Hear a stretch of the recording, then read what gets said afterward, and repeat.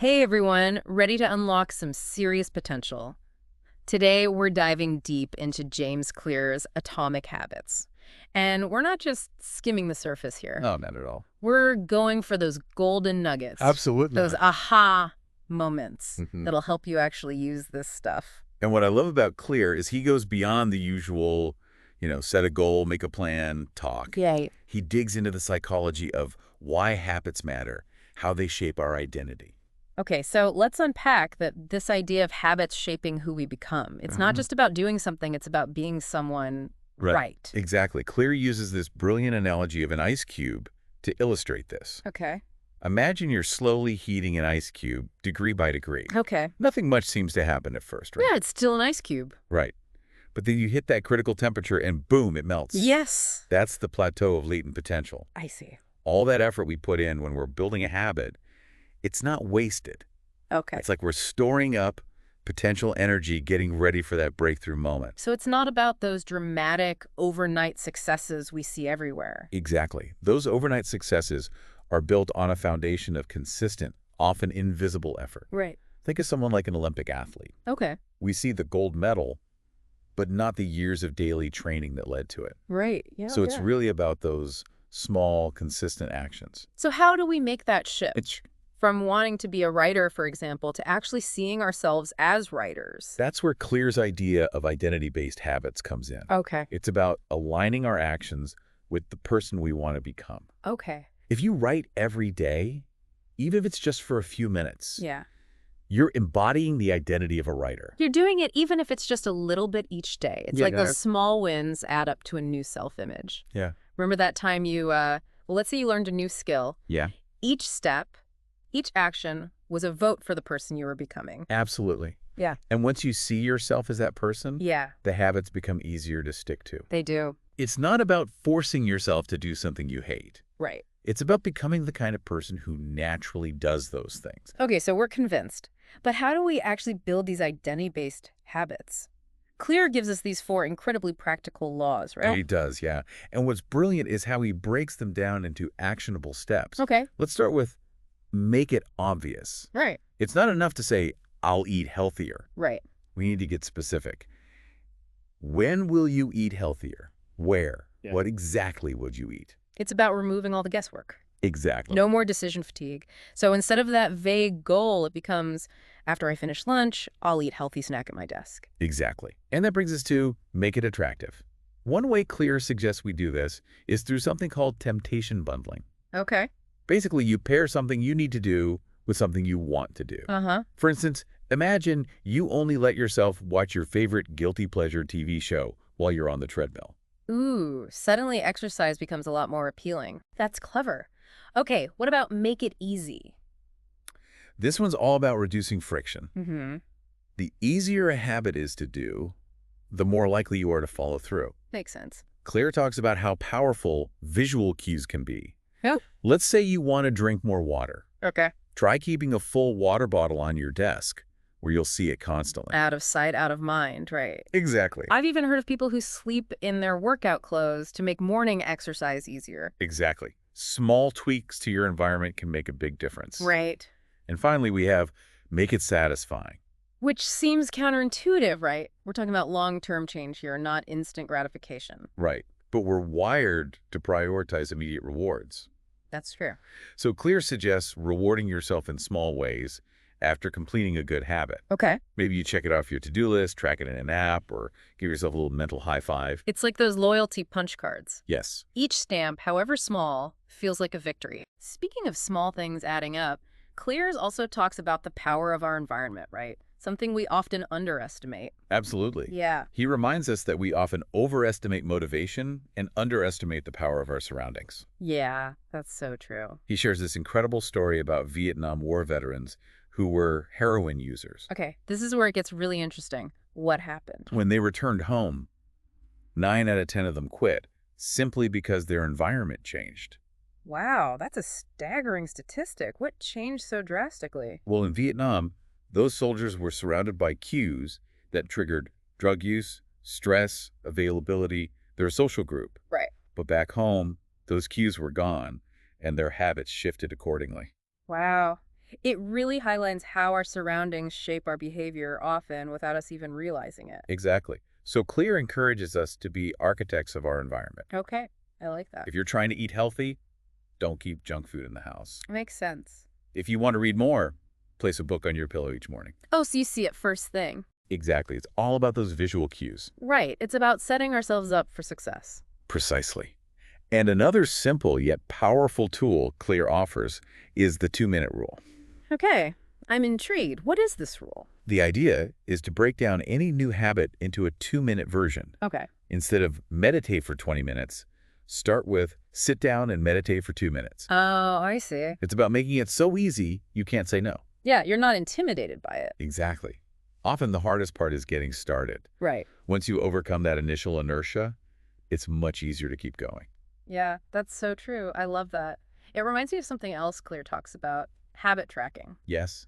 He says tracking our habits can be incredibly motivating. It is. Seeing those successful days adding up, it's like we're collecting evidence of our new identity. Yeah, it's like proof, right? But he also cautions against getting too obsessed with the numbers, right? It's not just about hitting 10,000 steps. It's about being the kind of person who prioritizes movement. Exactly. And that ties into one of my favorite ideas from the book, playing your own game. Oh, tell me more about this. It sounds intriguing. Clear argues that we shouldn't just try to be better. We should strive to be different. Okay. We should find the areas where our unique strengths and interests align with the challenges we face. So it's about identifying our natural talents and inclinations. Precisely. Clear gives the example of someone who loves competition. Okay. They might thrive in a fast-paced, results-driven work environment, Right. whereas someone who values collaboration might excel in a more team-oriented setting. It's about knowing what works for you. Exactly. It's about understanding our own personal formula for success. Exactly. There's no one-size-fits-all approach to habit formation. Right. What works for one person might not work for another. Yeah. And that's okay. So how do we figure out what game we should be playing? How do we identify those areas where we have a natural edge? That's where self-awareness comes in. Oh. It's about understanding your personality, your values, your strengths, and yes, even your weaknesses. So really taking stock of who you are as a person. Exactly. And once we have a better sense of ourselves, then what? Clear suggests a framework called the Explore-Exploit trade-off. Okay. In the beginning, it's important to explore different options. Okay. Experiment, try new things, and gather information. It's like the dating phase of habit formation. I like that analogy. You're trying to figure out what you enjoy, what you're good at, and what resonates with you. Right, exactly. And then once you've found an area that sparks your interest and where you have potential, it's time to shift from exploration to exploitation. Okay. That's where you focus your energy on mastering that skill or pursuing that opportunity with more intention. So it's about finding that sweet spot where passion and potential intersect. Exactly. And remember, as you're playing your own game, mastery takes time and effort. Right. There will be days when you don't feel motivated. Oh, yeah, for sure. That's when discipline comes in, right? Showing up even when you don't feel like it. Exactly. And that's where Clear's emphasis on reflection and review becomes crucial. So it's not just about blindly doing the same thing over and over. No, not at all. It's about analyzing our progress, learning from our mistakes, and making adjustments as we go. Precisely. Hmm. He gives a fascinating example of the Los Angeles Lakers basketball team in the 1980s. Okay. They used a system called the Career Best Effort Program, or CBE. What did that entail? It involved meticulously tracking each player's performance, shots made, assists, turnovers, everything. Oh, wow. So detailed. And then using that data to pinpoint areas for improvement. Oh, wow, I see. And then using that to create targeted training plans, I imagine? Precisely. It provided them with valuable feedback that helped them maximize their potential and achieve remarkable results. So what can we, even if we're not aspiring basketball stars, learn from the Lakers? That reflection and review are essential for growth. Okay. It's about creating a feedback loop that allows us to continually learn, adapt, and improve. So we don't get stuck in a rut. And it doesn't need to be overly complicated, right? We don't all need to hire a data analyst. Exactly. You can simply keep a journal, use a habit tracker app, or even have regular check-ins with yourself. Yeah, I like that. The important thing is to find a system that works for you and to make it a consistent part of your routine. Because without that reflection piece, we're just going through the motions without really understanding what's working and what's not. Exactly. Yeah. And that can lead to frustration and stagnation. Right. Remember, building good habits and making meaningful progress is a journey, not a destination. Oh, I like that. So we need to be patient and kind to ourselves along the way. Absolutely. There will be setbacks. There will be days when you fall off track. That's part of it. But the key is to get back on track as quickly as possible and not let those slip-ups derail your entire progress. Not beat ourselves up about it. Exactly. It's about progress, not perfection. And remembering that each small step, each positive action is a vote for the person you're becoming. I love that this conversation has been incredibly insightful. We've covered so much ground, We really have. from the power of tiny gains to the importance of playing our own game. It's all connected. It really is. Yeah. And we've explored practical strategies like the 2-minute rule and the importance of optimizing our environment. And habit tracking. Oh, yeah. Clear provides so many valuable tools in Atomic Habits. It really does.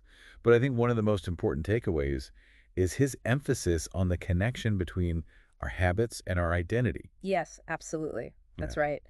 It's not just about doing things differently. It's about who we are. It's about becoming someone different. And those small, seemingly insignificant actions we take each day, Right. they're not just habits. There's a deeper meaning there. They're votes for the kind of person we want to be. As we wrap up our deep dive into Atomic Habits, I'm curious about something. Claire talks about how happiness can be fleeting, right? Yeah. Like we achieve a goal, we feel great for a moment, and then, And what? yeah, then we're on to the next thing. It's that classic hedonic treadmill.